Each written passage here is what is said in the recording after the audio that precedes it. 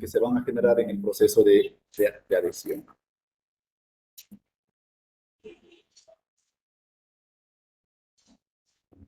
Así como también eh, vamos a ver que la adhesión tiene bondades o nos permite generar la unión entre el sustrato, en este caso la dentina, y los sistemas adhesivos.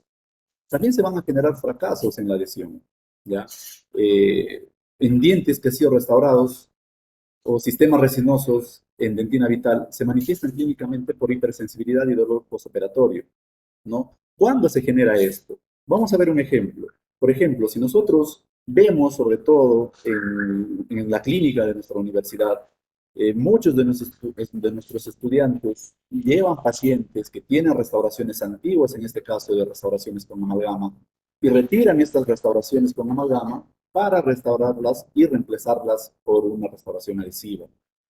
¿Qué pasa? Estas restauraciones con amalgama vienen a ser restauraciones profundas.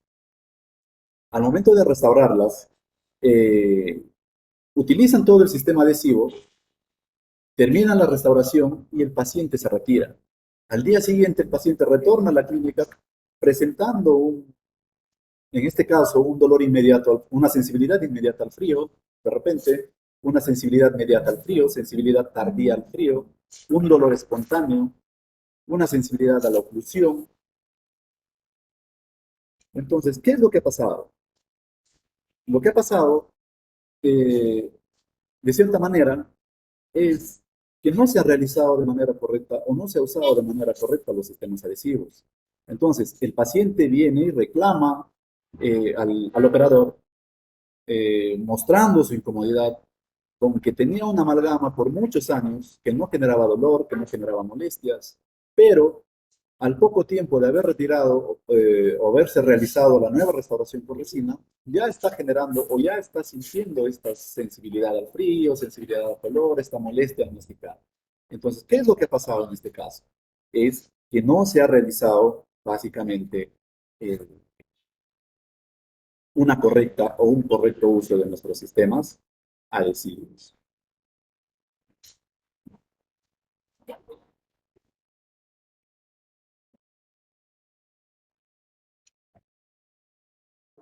La literatura nos va a mostrar bondades sobre los adhesivos. Los sistemas o agentes adhesivos logran fenómenos beneficiosos como adhesión y retención a las estructuras del diente, eliminación de los hiatos de desadaptación, disminución de la filtración y percolación marginal. También nos van a generar mayor conservación del tejido sano, disminución de la permeabilidad dentinaria, nos van a generar también obliteración de los túbulos y del medio interno con protección del complejo dentino-pulpar. Si los sistemas adhesivos, ya, en primera instancia, tienen todas estas bondades, ya, es una maravilla lo que nos muestra la literatura. ¿Por qué cuando nosotros vamos a revisar a nuestro paciente, vamos a encontrar eh, este tipo de restauraciones? ¿Ya? Restauraciones con cambios de coloración, restauraciones mal adaptadas, restauraciones que han tenido filtración. ¿Qué es lo que ha pasado en este caso? Del mismo modo, son situaciones en las cuales no se han manejado de manera correcta los sistemas adhesivos. Entonces, el sistema adhesivo requiere una destreza y conocimiento de cada una de sus funciones para poder realizar un tratamiento exitoso.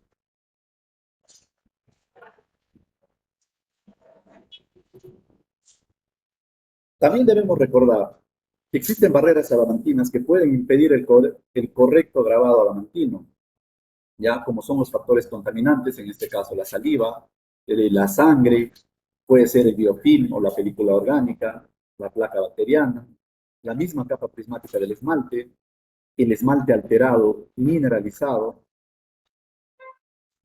¿ya? Eh, con el fin de solucionar dichos elementos que impidan el grabado ácido, podemos usar pastas abrasivas. ¿En qué consiste? Antes de realizar cualquier grabado ácido, para llegar a conseguir el grabado adecuado, deberíamos preparar la zona que vamos a realizar el grabado. En este caso, el esmalte, antes de realizar el grabado ácido, para eliminar todos estos factores contaminantes, deberíamos realizar de repente una profilaxis, ya, con una pasta abrasiva para eliminar todas las impurezas que encontramos en la superficie del esmalte. También, de repente, para aumentar el grado digamos, de exposición de los prismas del esmalte, podríamos generar un raspado con una fresa, de repente, para poder exponer los prismas del esmalte y así, de esa manera, mejorar la adhesión. Lo que les comentaba al inicio, Buonocore fue quien en 1955 describió la técnica de acondicionamiento ácido en la superficie del esmalte.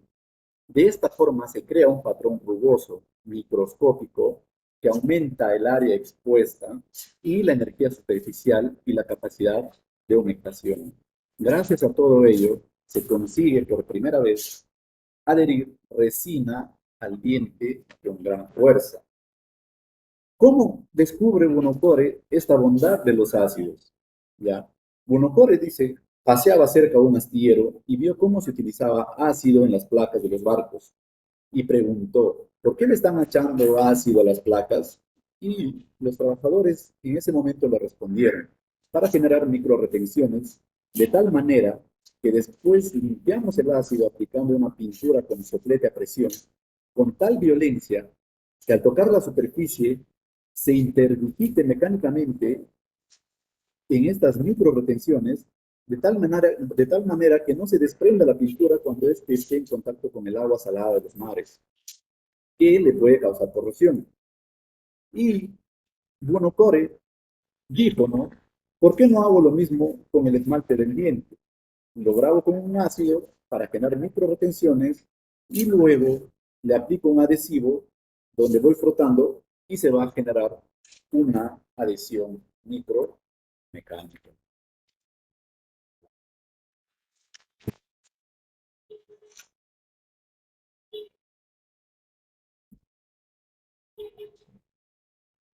Ahora, va a haber una diferencia al momento de realizar el grabado ácido sobre una superficie del esmalte lisa sin haber sido tratada y una superficie del esmalte que ha sido previamente tratada, ¿no? En la cual se hayan expuesto los prismas del esmalte. La superficie del esmalte intacto, como les mencionaba hace rato, se presenta con diferentes grados de impurezas, eh, presenta biofilm y por tanto es de baja tensión superficial. El objetivo de grabar con el ácido de dicha área es tornar un área activa, limpia, desmineralizada y de alta, en este caso, energía superficial. Pero eso es en el esmalte tallado, digamos. Se va a generar esta superficie de alta energía superficial. Pero ¿qué pasa cuando grabamos, por ejemplo, una superficie del esmalte intacto, por ejemplo, al pegar brackets? A pesar de que el esmalte y la adhesión es buena, eh, siempre hay frecuencia de desprendimiento de brackets. ¿Y eso por qué se da? Básicamente porque en la superficie del esmalte no se están cortando los prismas del esmalte o no se está realizando ningún desgaste. Segundo, como mostramos ahí, hay una delgada capa de biofilm en la superficie del esmalte que debe ser retirada para elevar la energía superficial. Y entonces, ahí recién estaríamos usando el ácido, en este caso, el ácido fosfórico.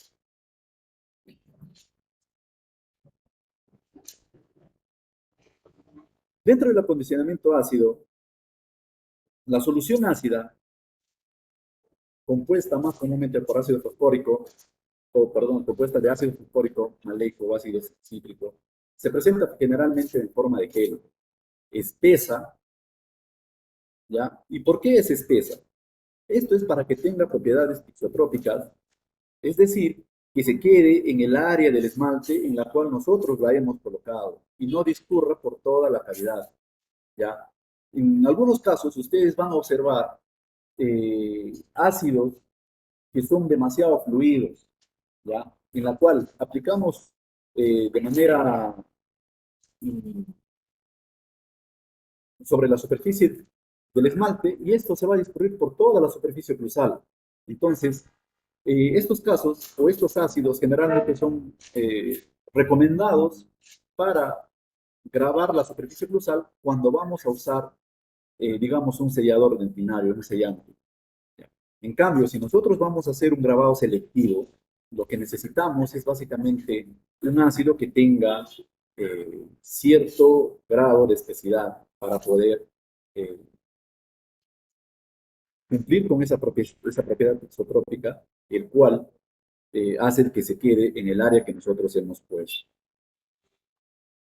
Ahora, también nosotros no debemos grabar más allá del tiempo indicado por el fabricante, ni usar el ácido en concentraciones más allá de lo que el fabricante da. Tal vez, ¿no? Se nos puede ocurrir una idea de decir que si grabamos más tiempo o usamos una concentración mayor, va a ser mejor porque nos va a generar áreas retentivas. Pero esto no es así. Lo que va a causar es una desnaturalización de la superficie grabada, haciendo que esta superficie sea más lisa, más plana y así desapareciendo las áreas retentivas. Más adelante vamos a explicar esta, esta parte del grabado ácido más claramente.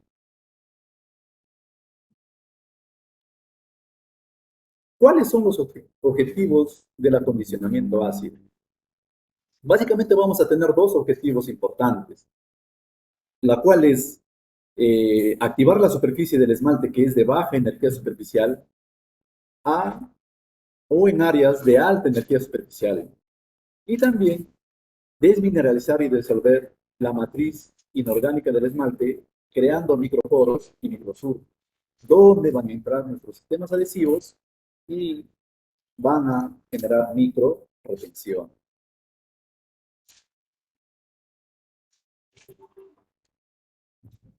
¿Y cómo es que trabaja o cómo es que se da el grabado ácido? ¿Cómo es que trabaja el ácido fosfórico? Vamos a entender cómo se da este proceso. El ácido fosfórico se aplica sobre la superficie del esmalte y entonces el esmalte siente que se le quema. ¿Ya? Ahora, recordamos también que el ácido tiene hidrogeniones inestables y no quieren seguir formando parte del ácido. Entonces, se van a unir, entonces se une al fosfato, al calcio del esmalte y van a formar sales que tienen que ser eliminadas porque no pueden quedarse o no puede quedar ese barrido de binario en la superficie porque no va a generar buena adhesión. Entonces, se realiza un lavado a presión con abundante agua. Cuando se termina de lavar el esmalte, se habrán eliminado tantos fosfatos y tantos calcios de la superficie que se van a encontrar esas pequeñas microretracciones. ¿Ya? Porque ahí habitaba el calcio, habitaba el fosfato. Entonces, como hemos eliminado por el chorro de agua a presión, este calcio, este fosfato van a ser eliminados de esta superficie que ha sido grabada. En estas micro retenciones que nosotros vemos, ¿ya? Es donde se va a interdigitar el adhesivo. Y ahora, ¿qué va a pasar, por ejemplo, si nosotros grabamos más tiempo? Serán más, las retenciones serán mucho más profundas, será mejor, conseguiremos una mejor adhesión. Uno puede pensar que eso es lo que va a pasar, ¿no? Pero eso es algo que no va a suceder, ¿ya? Lo que va a pasar es que el ácido va a llegar a cierta profundidad y después el ácido que se encuentra en la superficie va a empezar a desmineralizar la parte superficial de las puntas retentivas que hemos logrado, ¿ya? Lo va a empezar a desmineralizar. Por lo tanto, si uno exagera con el tiempo en este caso del grabado, no va a obtener mayor profundidad. Lo que vamos a obtener es una superficie sin retenciones, ¿ya? Sin retenciones, una superficie casi plana y con menor retención y por lo cual va a dificultar el proceso de adhesión. Es por eso que en algunos casos, en algunas situaciones en la cual nosotros realizamos nuestro adhesivo y sobrepasamos el tiempo que indica el fabricante, nuestras reparaciones se van a desprender. Y a veces nos preguntamos, ¿por qué pasa eso? Si he grabado, he respetado el grabado ácido, he grabado un poco más de tiempo para asegurarme de generar más micro retenciones, pero en ese afán de grabar, lo que estamos generando es desnaturalizar el esmalte y generando que las restauraciones se desprendan.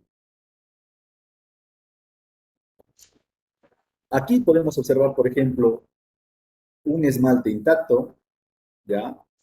Un esmalte intacto. En la siguiente imagen, un esmalte que ha sido grabado de manera correcta y generado micro retenciones. Y en la otra imagen, lo que vamos a observar es un grabado exagerado. Lejos de obtener mayor retención, lo que vamos a obtener son menos superficies retentivas. Y entonces, obviamente, va a dificultar nuestra adhesión.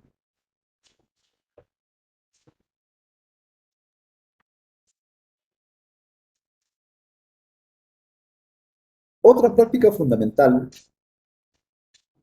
al momento de aumentar estas micro retenciones para garantizar una mejor atención o una mejor adhesión es utilizar agentes desproteinizantes, en este caso como el hipoclorito de sodio. Activación por hipoclorito de sodio con un tiempo o una concentración del 5 al 5,25%, ¿ya? Lo que va a generar es la desproteinización del esmalte. ¿Ya? Esto se va a aplicar por unos 45 segundos. Eh,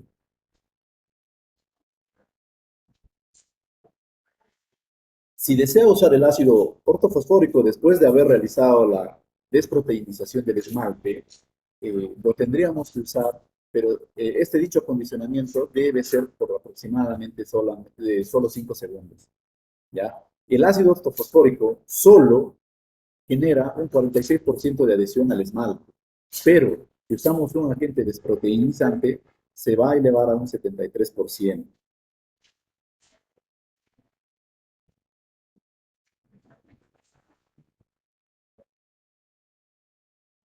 Pero todo lo que estamos viendo ahí vendría a ser adhesión en el esmalte. También podemos hablar qué es lo que pasa en la dentina. Toda buena historia de la adhesión comienza con la cuarta generación, cuyo protocolo es el uso de un ácido ortofosfórico. Después lo vamos a limpiar con abundante agua, ¿ya? Y después vamos a usar un primer y un adhesivo. Pero ¿cuál es el objetivo de usar un ácido en dentina? ¿Ya? ¿Cuál es el objetivo de usar un ácido en dentina? Es eliminar el barrido dentinario. Y aquí nos podemos preguntar, ¿no? ¿Qué es el barrido dentinario? El barrido dentinario vienen a ser restos de esmalte pulverizado al momento de realizar nuestra preparación cavitaria. Es restos de dentina de fibras colágenas que han sido trozadas. Estas fibras colágenas están presentes dentro de la dentina intertubular. También vamos a encontrar bacterias, vamos a encontrar restos de comida, los mismos diamantes de nuestras presas, vamos a encontrar dentro de este barrido dentinario. Entonces, al retirar todo el barrido dentinario de la dentina intertubular, ¿ya? Que se llama el smear layer, y el barrido dentinario de los túbulos dentinarios, que se llama el smear plug, lo que vamos a encontrar son túbulos dentinarios abiertos, ¿ya? Y una dentina intertubular, ¿ya? Los túbulos dentinarios están abiertos y en la imagen del costado vamos a ver una dentina intertubular limpia.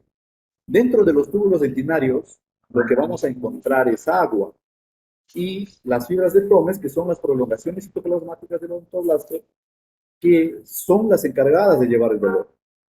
Estas fibras están flotando en agua y lo que vamos a encontrar en la dentina intertubular, ya, son las fibras colágenas que también están en agua.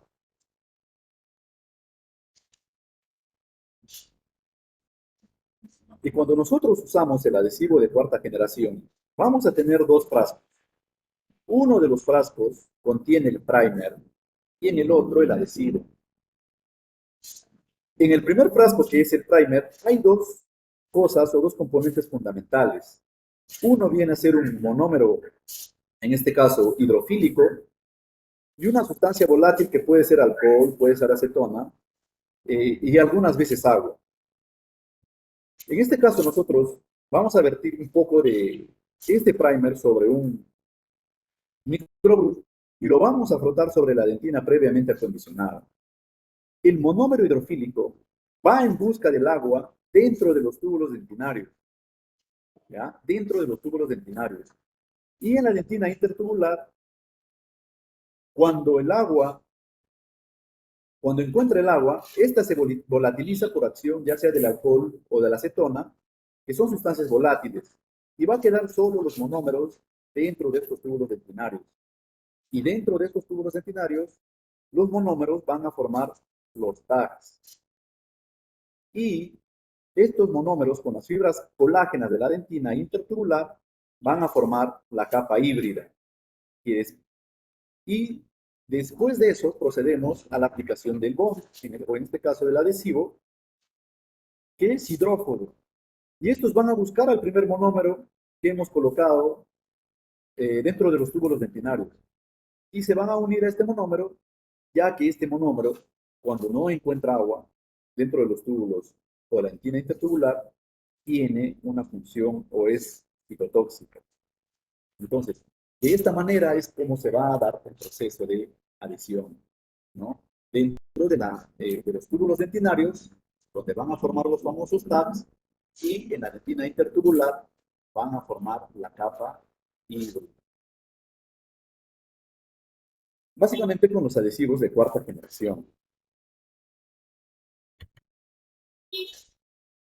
Dentro de los adhesivos de quinta generación, es, eh, vamos a encontrar unidas básicamente el primer y el adhesivo en un solo frasco. No cambia nada. Se vuelve a usar el ácido ortofosfórico en este caso. Posteriormente vamos a lavar igual la presión con agua y al final utilizaremos el adhesivo que está en un solo frasco. Por ejemplo, en a este nivel podemos preguntarle a la mayoría de las chicas, así como lo hacemos en práctica o en las clases, ¿qué es lo que prefieren? ¿Utilizar un shampoo separado con el acondicionador o esos shampoos que vienen ya con el acondicionador incluido? Y como la mayoría respondió en práctica, agarramos y vemos que la mayoría prefiere que tanto el shampoo como el acondicionador sean o estén en frascos separados, ¿ya? Así como el shampoo y el acondicionador son mejores en frascos separados, hay muchas investigaciones que también nos han demostrado que los adhesivos de cuarta generación, en la cual el primer y el adhesivo están separados, tienen una mejor acción, ¿no? Son mucho mejores que los de la quinta generación. Y también vamos a encontrar a la sexta generación, en la cual vamos a encontrar dos frascos, como en la cuarta generación, pero con la diferencia de que ya no tenemos ácido. Lo que pasa es que los monómeros presentes en el primer son monómeros acidulados, ¿ya? Entonces ya no hay la necesidad de usar un ácido para acondicionar la superficie del esmalte o de la dentina. Y los de séptima generación tienen todo en un solo frasco, ¿ya? Aquí vamos a ver que no es el mejor odontólogo aquel que use la última generación, porque es más simplificado o porque está más, digamos, a la vanguardia. No, no es así. En realidad no es así. Acá hay que entender que no hay generación que sea, digamos, mm, superior a la otra. Va a depender mucho la elección de estos sistemas o de estas generaciones de adhesivos, va a depender de la situación en la cual nosotros nos vamos a encontrar.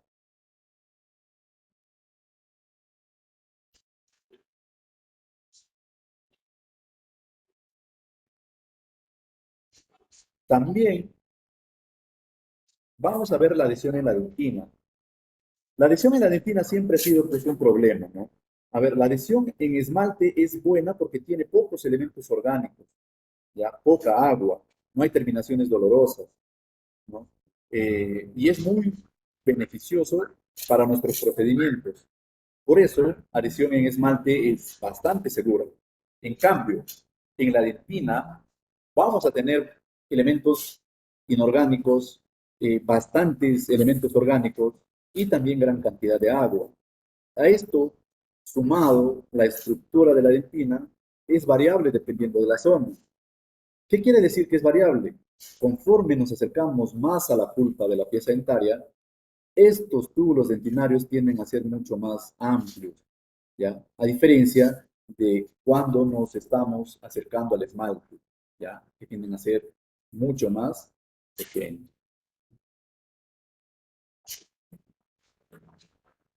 La adhesión en dentina siempre, eh, entonces, vamos a tener dos problemas al momento de hacer la adhesión en dentina. Uno es el barrido dentinario, que es o el smear layer, y el otro es el smear plaque. Siempre que se manipule el esmalte, la dentina, se va a crear un barrido dentinario o un smear layer, eh, según los instrumentos de corte que se han utilizado. Aquí en la imagen podemos ver unas fresas multilaminadas y unas fresas diamantadas. ¿Cuál de los dos va a generar mayor cantidad de barrido dentinario? En este caso, el que va a generar mayor cantidad de barrido dentinario va a ser las fresas diamantadas. ¿Por qué? Porque van a, digamos, triturar o en este caso, desgastar demasiado la superficie que nosotros estamos preparando. En cambio, si utilizamos una fresa multilaminada, estos van a ser cortes, entonces van a generar menos cantidad de barrido dentinario. Dentro de los túbulos dentinarios, lo que vamos a encontrar es el smear plug, el smear plug. Aquí podemos observar, ¿ya? Acá podemos observar que el barrido dentinario que vamos a encontrar en la superficie de la dentina, en este caso preparada, y el smear layer o el smear layer y el smear plaque lo vamos a encontrar dentro de los túbulos dentinarios. Este smear plaque es lo que va a obliterar los túbulos dentinarios. Entonces, nosotros al realizar el grabado ácido, podemos remover el smear layer y el smear plaque, dejando una dentina limpia.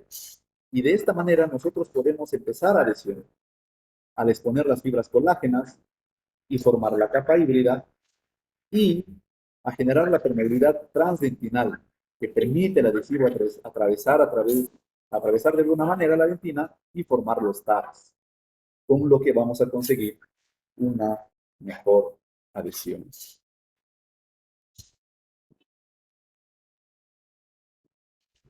Eso es lo que podemos ver de manera resumida, el proceso de adhesión a esmalte y dentina al momento de realizar nuestras restauraciones, ya sean anteriores y posteriores. No solo restauraciones, sino también todo lo que tenga que ver con sistemas adhesivos que hoy son muy manejados eh, en nuestra práctica diaria.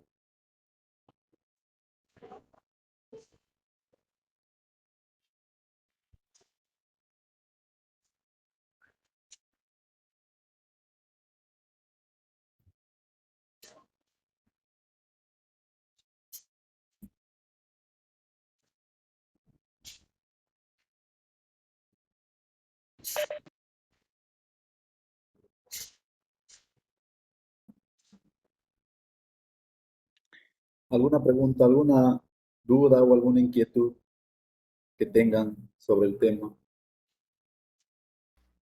Buenas noches, doctor. Muchas gracias por brindarnos su ponencia tan relevante para cada uno de nosotros. Ahora vamos a pasar a la sección de la formulación de preguntas. Primero, iniciaré con la primera, respecto a que existe un debate constante sobre la longevidad de las restauraciones adhesivas.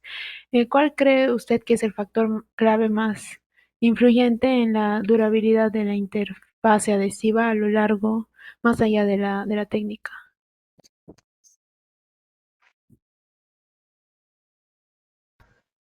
En este caso, siempre, aunque vamos a ver que la técnica es muy importante, la calidad de la capa híbrida, ya, como hemos visto, la calidad de la capa híbrida y la integridad de la interfase dentina-adhesivo, yo creo que son los factores más influyentes en la durabilidad a largo plazo de nuestras restauraciones, ¿no? De la adhesión, ya que va a determinar la resistencia y estabilidad de unión.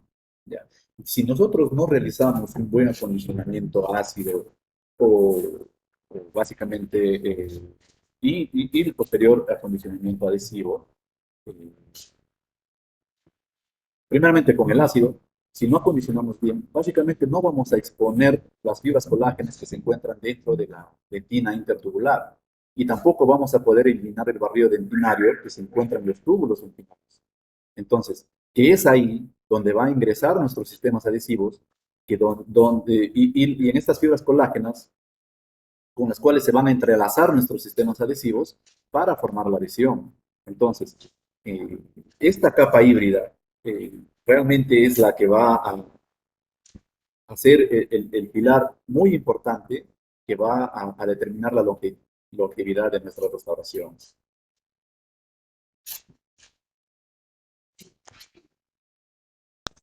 No, muchas gracias, doctor. Y bueno, respecto a la segunda pregunta, ¿cuáles son las complicaciones menos comunes pero significativas que pueden surgir debido a una adhesión deficiente y cómo podríamos identificarlas y manejarlas a tiempo? A ver, complicaciones menos comunes podemos encontrar desde, digamos, la pérdida de la restauración, ya, o la formación de una caries recidivante debajo de la restauración que hemos realizado. También hasta incluso por el mal uso de nuestros sistemas adhesivos, por el mal uso del acondicionamiento ácido, podemos generar necrosis pulpar. ¿Ya? ¿Cómo podemos identificarlos esto? Con revisiones periódicas, ¿no? Y buscar síntomas, como en este caso el dolor, la sensibilidad, ¿ya? Y el manejo temprano va a involucrar la remoción, digamos, de estas restauraciones y volverlas a realizar de manera adecuada.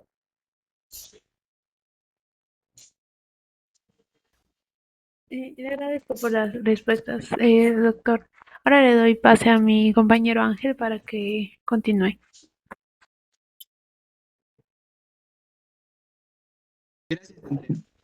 Doctor Jover, Doctor, maestro, hay una pregunta en el chat de el Cisco, donde Jean-Pierre Cruz pregunta, doctor, buenas noches. Entonces, ¿sí recomienda hacer el grabado ácido también en la dentina? ya. A ver, como les comentaba, va a depender mucho de las situaciones en las cuales nosotros nos vamos a encontrar al momento de hacer el grabado ácido. Por ejemplo, si nosotros nos encontramos en una cavidad superficial o una cavidad mediana en la cual estamos entrando en este caso a la dentina, ¿ya? Podríamos hacer el grabado selectivo, se podría decir. Primero empezamos a realizar el grabado ácido en esmalte, ¿ya? Y un tiempo menor el grabado ácido en dentina. ¿Esto para qué?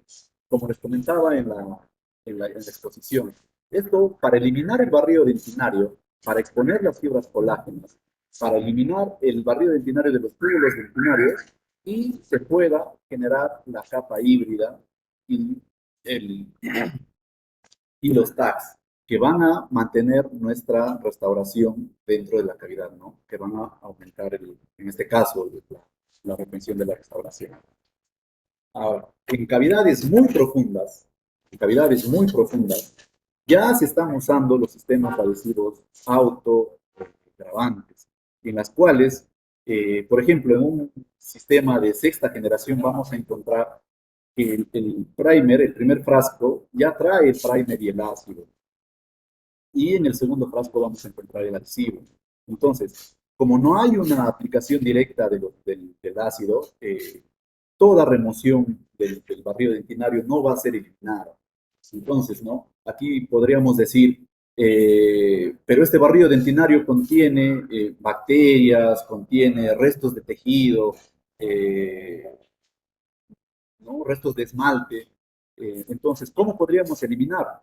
De repente, utilizando en este caso una clorexidina antes de realizar el acondicionamiento con estos sistemas de autograbado, ¿no? Básicamente en cavidades profundas. En cavidades superficiales sí podríamos usar todavía los acondicionamientos ácidos, ¿ya? Que ya son en este caso de cuarta o de quinta generación.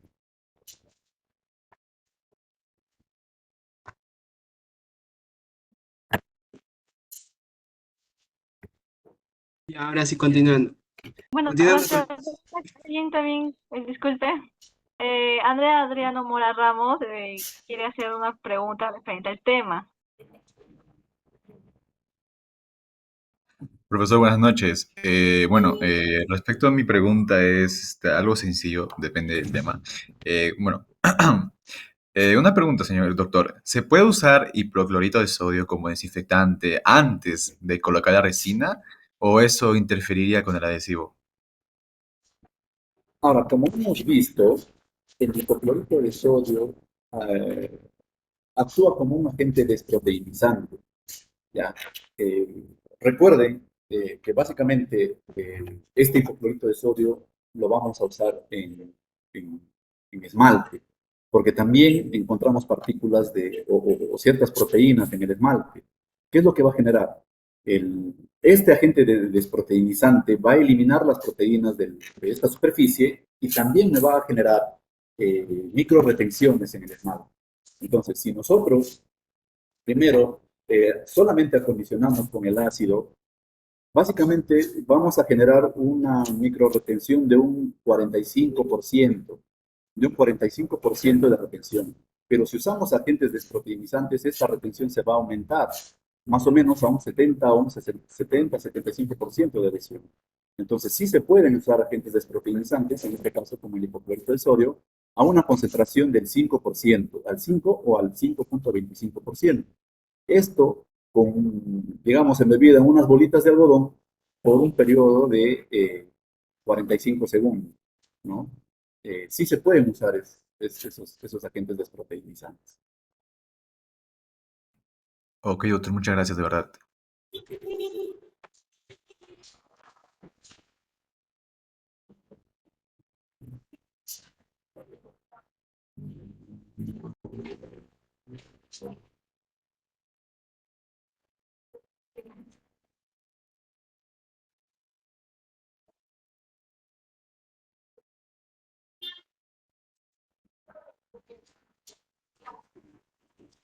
Bueno, doctor, hay unas preguntas.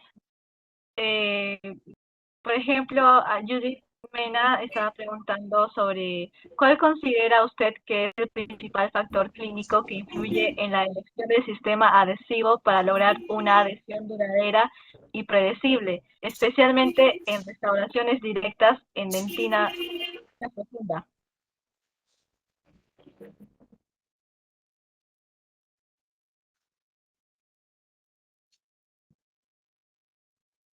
¿Cómo me dice? ¿Me podría repetir la pregunta, por favor? Ok. Dice, ¿cuál considera usted que es el principal factor clínico que influye en la elección del sistema adhesivo para lograr una adhesión duradera y predecible, especialmente en restauraciones directas en dentina profunda?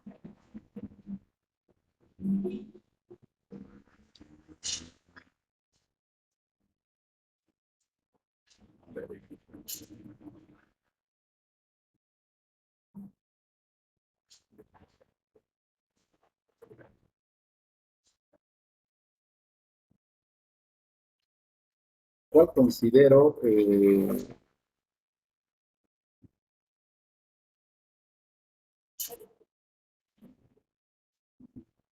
A ver, no, no le entiendo la pregunta, me parece que es muy larga. ¿Me la podría resumir, por favor?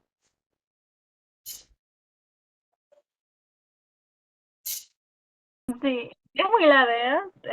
Otra pregunta de Calderón Villar que pregunta sobre qué materiales adhesivos utiliza en su práctica y por qué los prefiere. Materiales adhesivos, básicamente, como les comentaba, ¿no?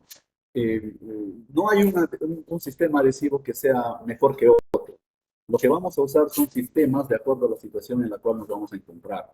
Entonces, dentro de los sistemas adhesivos, en la práctica diaria, lo que tenemos que tener a la mano es los adhesivos, en este caso de cuarta, de quinta, de sexta, de séptima generación, por ahí, para poder solucionar todos los inconvenientes que se nos puedan presentar dentro de la consulta. ¿Ya? Porque si por ahí no se nos presenta una situación con una cavidad, digamos, profunda, una cavidad muy profunda, va a ser necesario el uso de adhesivos autogravantes o autocondicionantes, ¿ya? Y si por ahí queremos realizar carillas, digamos que básicamente la adhesión va a ser netamente en esmalte, en este caso, los autocondicionantes no nos van a generar buena adhesión, ¿no? Vamos a necesitar un grabado ácido, ya, que nos pueda exponer mayor cantidad de prístamos del esmalte para poder generar más micro retenciones, más cantidad de micro retenciones y nuestras restauraciones puedan quedar o puedan ser mucho más duraderas.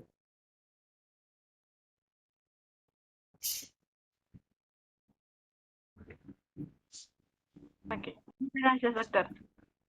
Ahora, mi compañero Ángel va a preguntar.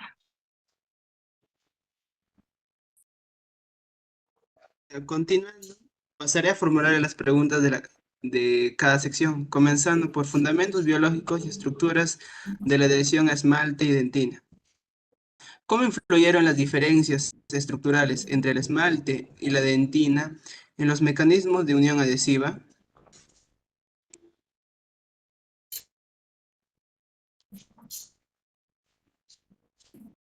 A ver, ¿cómo influyeron los grupos? Me dice, ¿cómo influyen los grupos ¿Cómo, estructurales? ajá, cómo Ya, influyen las diferencias estructurales entre el esmalte y la dentina en los mecanismos de unión adhesiva? ya. A ver, miren, los grupos funcionales se van a encontrar dentro de los monómeros. Estos, al interactuar con el colágeno para formar la capa híbrida en la dentina intertubular, o van a interactuar estos grupos funcionales con los colágenos de la capa híbrida y de la dentina y también del- de los túbulos dentinarios para formar los TARS. Entonces, estos van a interactuar eh, mm, estos adhesivos o estos grupos funcionales van a ingresar dentro de los túbulos dentinarios y van a generar esa retención, van a generar esa micro retención mecánica, se podría decir, porque de cierta manera no va a haber una, una unión química entre estos materiales.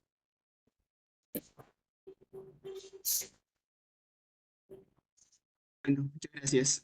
Continuando con con la segunda pregunta.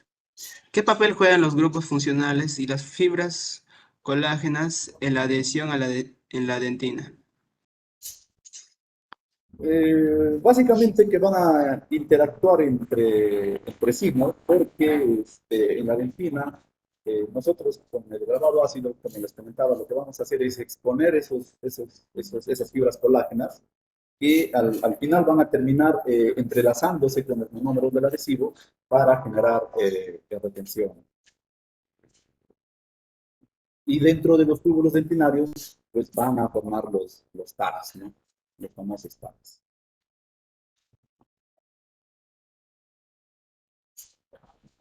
Muchas gracias. Continuando. ¿Por qué no es bueno la elección del adhesivo de la séptima generación? ¿Por qué no es bueno la elección del adhesivo de séptima generación? Ajá. En realidad, como les comenté ya varias veces, no es que no sean buenos. Se podría decir que de acuerdo a la situación en la cual nos vamos a encontrar, por ejemplo, un adhesivo de séptima generación, en la cual viene en un frasco ya incluido, en este caso, el ácido, el primer y el adhesivo, yo podría trabajar de repente con este sistema en en el área de odontopediatría, en la cual nosotros necesitamos trabajar de manera rápida, de manera acelerada. ¿Por qué? Porque el niño nos permite un poco